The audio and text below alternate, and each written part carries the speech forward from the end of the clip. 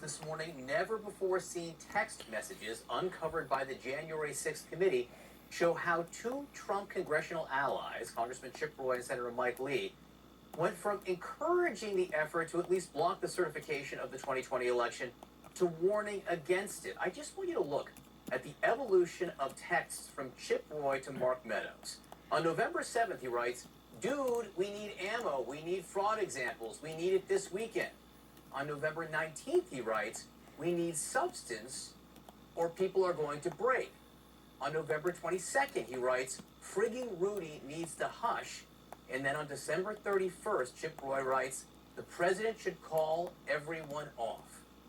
Joining me now to discuss, CNN senior political correspondent Abby Phillip, anchor of Inside Politics on the Weekend, and CNN political analyst and Washington correspondent for the New York Times, Maggie Haberman. We should note, Abby, both Chip Roy and Mike Lee did not go along with the Republican efforts to vote against the certification on January 6th itself. What does the evolution here tell you, Abby?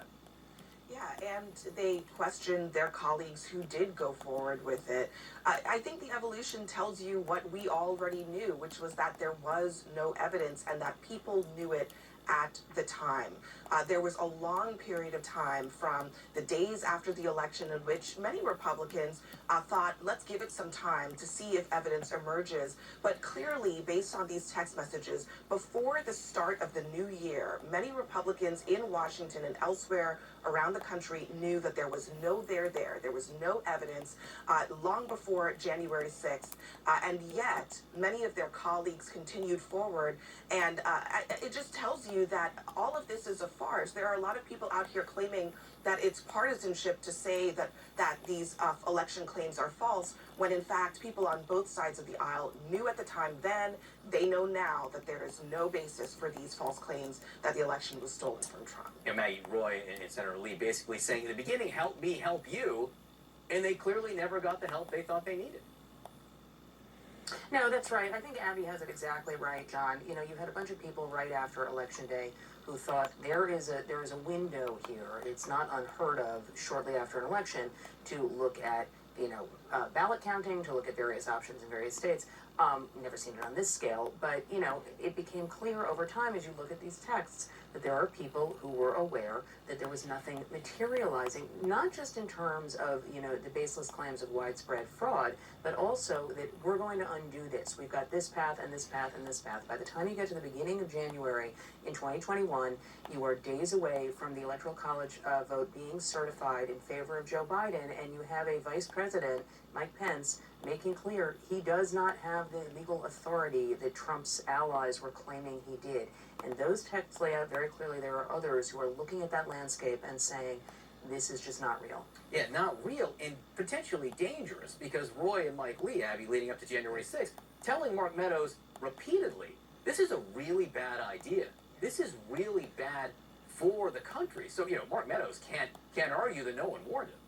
Yeah, I was struck by that too, that it's not just that they knew that there wasn't any evidence, but that they feared that this would pose a threat to American democracy itself.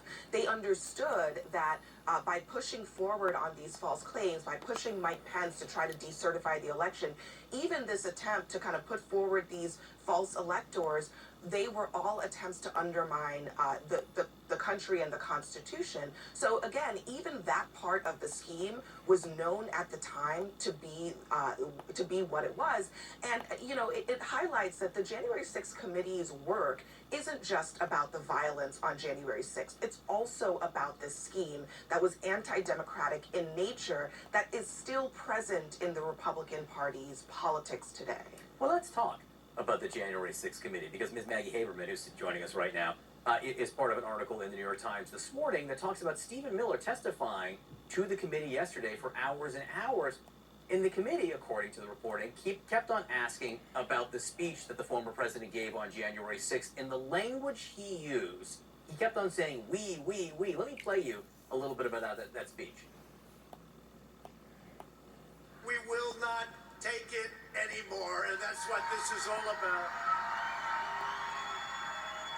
And to use a favorite term that all of you people really came up with, we will stop the steal. So, Maggie, what is it that you think the committee was after yesterday? What was the significance of that language?